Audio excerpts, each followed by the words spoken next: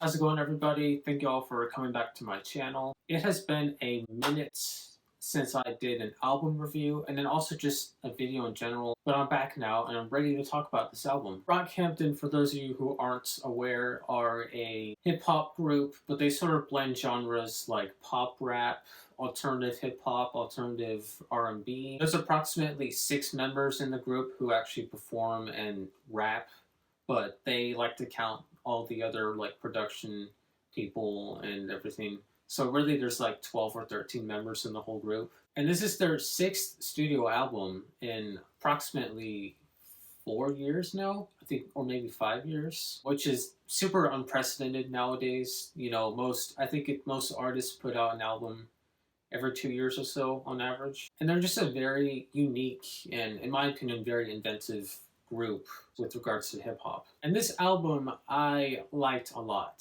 The teaser tracks to this album I didn't actually like that much initially, but having listened to them now a few more times, I've gone to like them quite a bit more. The album opens with Buzz Cut, which has a feature with Danny Brown. The beat to this song isn't really anything that spectacular by any means. It's a pretty simple beat, but it's very fast and goes along with the flow very well, which is great. I believe it's Kevin in the first verse, and he is killing it. The second track, Chain On, featuring JPEG Mafia, is one of my personal favorites on this album. The beat is extremely simple, but at the same time, I think it's awesome. It's a great throwback to like late 80s, early 90s hip-hop. And yeah, that sample at the end from Cream was so awesome. Like, it was just like so perfect, because that's exactly, I was thinking like this sounds so much like Wu-Tang Clan, and then like they put that in there. It was just like, oh my god. And the hook to this song isn't really anything that great, but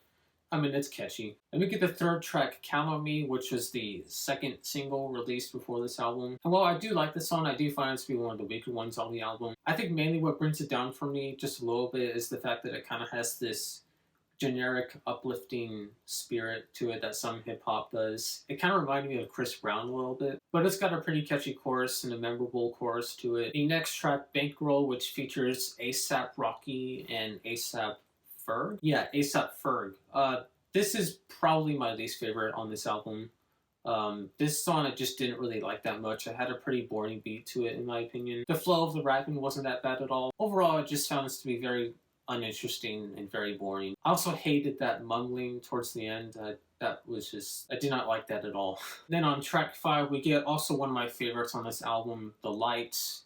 This is a song where Joba really shines. The lyrics to this song are very descriptive and very sad, and this goes along very well with the beats, which is great. It's got a great little guitar lead that plays every so often. And then the next track, Windows, which features So Gone, So Flexy. Yeah, okay, this was a pretty fun track. I like the Go Merlin chants. Thought those were funny. Merlin's just a funny guy, so it was kind of funny to hear them like cheering him on. Didn't really care for the auto-tune that was in the chorus. Also, there was a line that referenced COVID, which is never a good thing. Why do people do that? I'm pretty sure Eminem also did that. Like, come on, man, seriously. But I will say, for a 6-minute song, it felt shorter. Like, it definitely went by pretty quickly, so that's a good thing. The next track we have is I'll Take You On, featuring Charlie Wilson. And while this track, I think, did have some pretty good singing in it, I found it to be very repetitive, and also the beat to me sounded a lot like Cupid Shuffle. Any of you guys get those vibes, or was it just me? Yeah, not a bad song, just not one that I really want to revisit often. Just too repetitive and too, I guess, simple. Then we get Old News featuring Baird. A lot of features on this album. By the way, I forgot to mention that this album has a lot of features.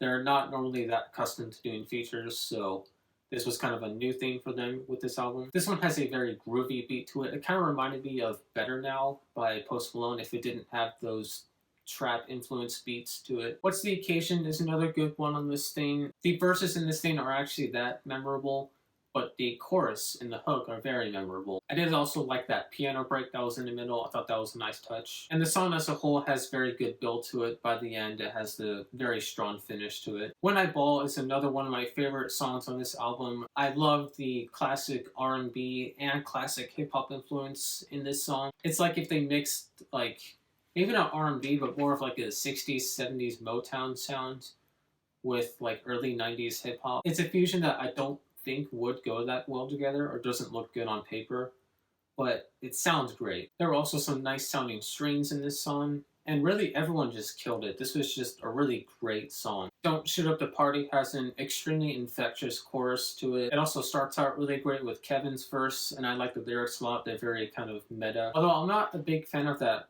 like horn sound or whatever. It's the same one that's used, I think it's the same one that's used in the song Boogie. Yeah, I'm just not really a fan of that. I think that's sort of weird. The song Dear Lord is, I think, the closest that we get to Brockhampton being a boy band. This one has some really great melodies on it and a touching backstory as well. I believe Bearface wrote this for Joba after hearing about Joba's dad committing suicide. If that is the case, that really hits home right there. That's very touching. It also reminded me of this NSYNC song on their album No Strings Attached. I don't remember what song it was, but there's a specific song on there that's kind of like an a cappella thing that they do. And then The Light Part 2 is a good follow-up to The Light Part 1. There's some very touching verses in this one from both Joba and Kevin. It's a pretty simple backing track that goes along with their verses, but I think it works very well for it and also has some good vocals being performed in the background. So yeah, all in all, I pretty much loved this album. There were really only like 2 songs on it that I didn't care for that much. Some of my favorites would have been The Light, Part 1 and Part 2, Dear Lord, When I Ball, Chain On. They're back once again with some very creative music, and I'm all here for it. With that said, I'm giving this album an A-. Like I said, I love the album. I've listened to it a few different times now, and it's only gotten better for me. But if you guys heard the album, let me know what you think about it. Let me know what some of your favorite tracks were off of it. Again, sorry that it took so long to put out another video. It's just, you know, end of the semester right now in college, so getting a lot of work to do, but we'll hopefully be able to make more videos in the future. So again, thank you all for watching. You guys are the best. Peace out.